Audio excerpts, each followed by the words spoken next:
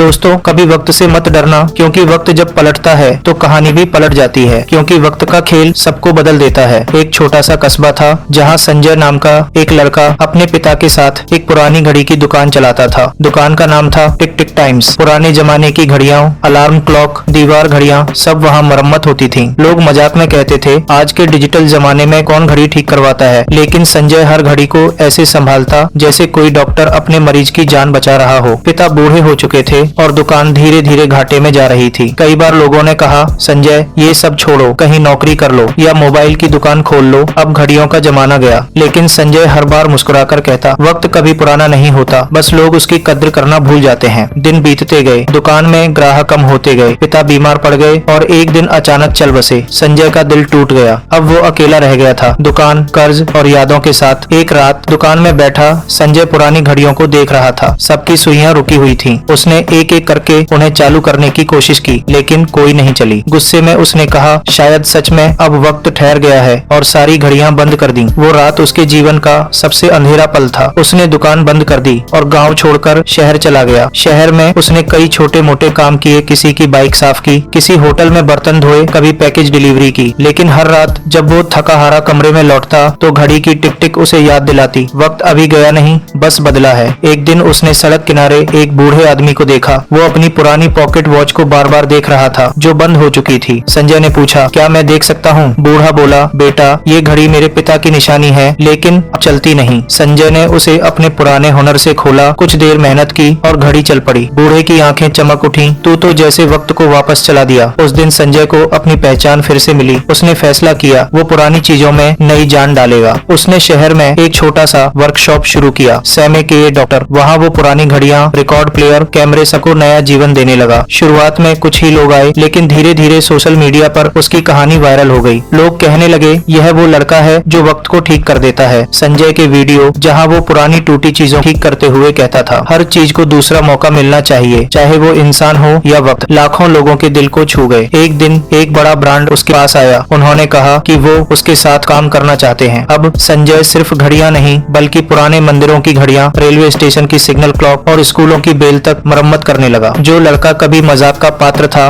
वही अब वक्त का जादूगर कहलाने लगा। वो अपने हर प्रोजेक्ट की दीवार पर एक लाइन लिखवाता, वक्त कभी गलत नहीं होता, बस सही इंसान के हाथ में नहीं होता। कुछ सालों बाद उसने अपनी पुरानी दुकान टिक टिक टाइम्स को फिर से खोला, लेकिन इस बार उसे एक संग्रहालय की तरह बनाया। हर घड़ी के साथ एक कहानी थी, किसी की शादी की यादें, किसी के पिता की घड़ी, किसी की सफलता की निशानी। संजय उस दुकान में रोज बैठा और बच्चों को सिखाता, समय को मापना नहीं, समझना सीखो। एक दिन एक छोटा बच्चा उससे बोला, भैया अगर समय हमें दुख दे तो क्या करें? संजय मुस्कुराया और बोला, बेटा समय हमें गिराता नहीं, सिखाता है। जब वो तुम्हें रोकता है तो मतलब है कि वो तुम्हें नया रास्ता दिखाने वाला है। धीरे धीरे उसके नाम से एक डॉक्यूमेंट्री बनी, the man who fixed time. दुनिया भर में लोग उसकी कहानी सुनकर प्रेरित हुए। उसकी दुकान के बाहर लगी एक पुरानी दीवार पर अब सुनहरे अक्षरों में लिखा था, वक्त का खेल हर किसी के साथ होता है, फर्क बस इतना है कि कोई हार मान लेता है और कोई उसे जीत में बदल देता है। संजय के लिए समय अब कोई डर नहीं था, बल्कि उसका सबसे अच्छा साथी बन चुका था। वो अक्सर लोगों से कहता, वक्त हमें गिराकर हमारी परीक्षा लेता है, लेकिन जब हम उठते हैं तो वही वक्त हमें सलाम करता है। कहते हैं, अब जब संजय की दुकान के पास से कोई गुजरता है तो घड़ियों की टिक टिक में एक अजीब सुकून होता है, जैसे हर सुई ये कह रही हो, सबका वक्त आएगा, बस थोड़ा इंतजार रखो। यह कहानी आपको कैसी लगी कमेंट में जरूर बताएं, और ऐसे ही हौसला बढ़ाने वाली मोटिवेशनल कहानियां सुनने के लिए हमारा channel motivational story by SK अभी सब्सक्राइब करें